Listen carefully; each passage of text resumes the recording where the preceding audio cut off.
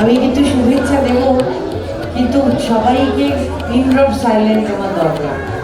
আমি কথা বলবো, সবাই নিজেরা গল্প করবে, তাহলে আমার খুব কষ্ট হবে। প্লিজ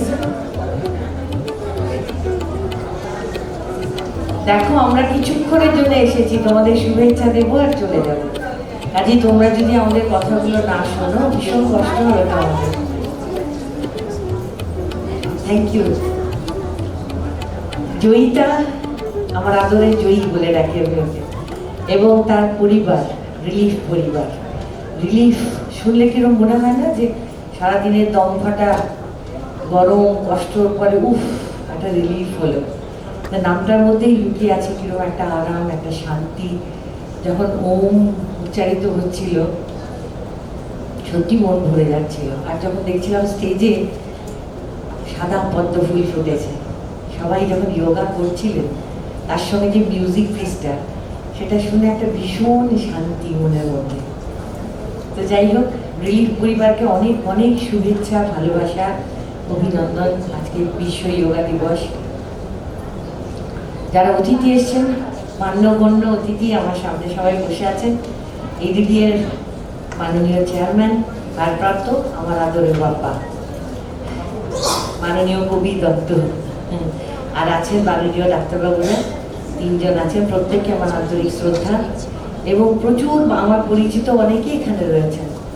সকলকে আমি আমার আন্তরিক শ্রদ্ধা জানাই। যারা ছোট রয়েছে তাদের অনেক ভালোবাসা, অভিনন্দন।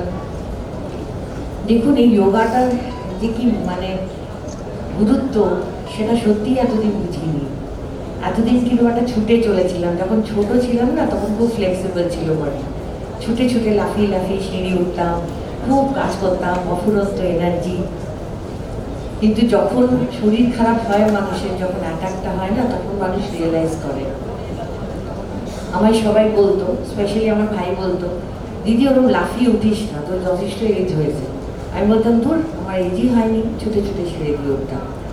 কিন্তু এরপরে যখন অস্টিওআর্থ্রাইটিসের অ্যাটাক হলো না, তখন দেখলাম আমি হাঁটতে পারছি না, বিছানায় শুয়ে শুয়ে খুব কাঁদতাম।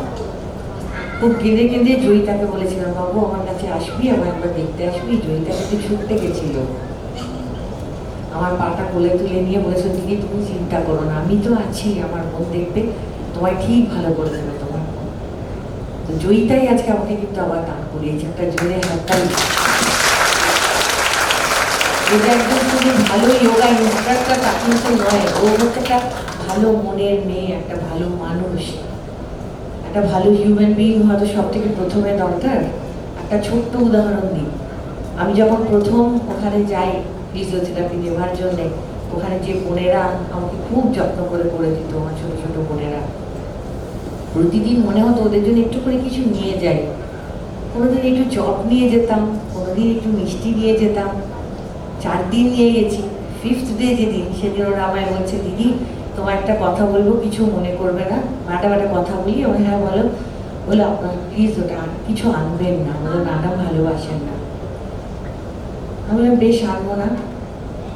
জয়িতা তখন বললো যে তোমরা দিদিকেও বলেছো যে প্লিজ আনবেন না, দিদিকে কেন বারণ করলে? তারপর বলে কেন বারণ করে জানো তো দিদি, যদি টিপস নেয়, যদি খাবার নেয়, তাহলে যারা সেটা দিতে সক্ষম তাদেরকে খুব ভালো করে ওরা কেয়ার নেবে।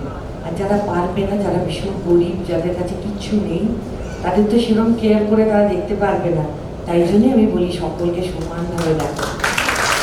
কতখানি রিয়েলাইজ করেছি যে এই কথাটাও বলেছে। তো আমার মনে হয় যে এইসব কাজের সঙ্গে একটা ভালো মানুষ হওয়া দরকার।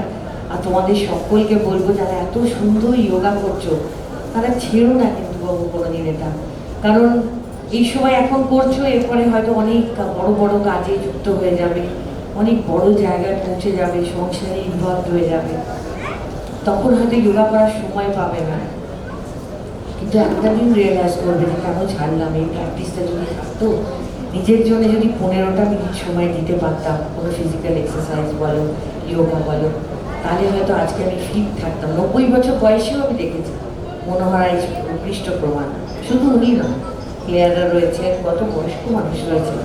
তাই আমি সকলকে বলবো যে একটা কোনো ফিজিক্যাল এক্সারসাইজের মধ্যে থেকেও যোগা করে যে শুধু শরীর ভালো থাকে তা না, ভীষণ মনে শান্তি পাওয়া যায়। এই যে আজকে দেখলাম ওম মন্ত্র, মনটা কিরকম শান্ত হয়ে গেল। রিলিফ পরিবারের অনেক বড় হোক, আরো অনেক অনেক অনেক সদস্য হোক, অনেক ফুল এখানে আসুক। সবাই ভালো থাকো তোমরা, আমরা ভালো থাকি। আর দুর্গাপুরের মানুষ যদি ভালো থাকে না, তারা যদি আসে, তারা যদি সুস্থ থাকে, আমি যতক্ষণ দুর্গাপুরের অভিভাবিকা আছি আমি কিন্তু ভীষণ ভালো থাকি। তোমরা ভালো থেকো। আর যারা এই অনুষ্ঠানের সঙ্গে জড়িত, অর্থাৎ মঞ্চসজ্জা, আলোক সম্মান, শব্দ সংযোজনা, সব থেকে যাদের কথা না বললে আমার সব অসম্পূর্ণ, আমার সৃজনীর ভাইয়েরা প্রতি মুহূর্তে যারা সাহায্য করে, প্রতি মুহূর্তে যাদেরকে একবার খালি বলে দিই বাবু এই অনুষ্ঠান হবে, তোমরা কিন্তু হেল্প করে দিও, তোমরা কিন্তু থেকো। কাজে ওদের যদি আমি আশীর্বাদ না দিই, ভালোবাসা না দিই, সম্পূর্ণ হবে না। আমার সাংবাদিক বোনেরা রয়েছে, ভাইরা রয়েছে, যারা এখানে কভার করছে, সকলকে প্রত্যেককে বলি তোমরা খুব ভালো থাকো, সুস্থ থাকো, নিজের জন্য 15টা মিনিট অন্তত। ধন্যবাদ।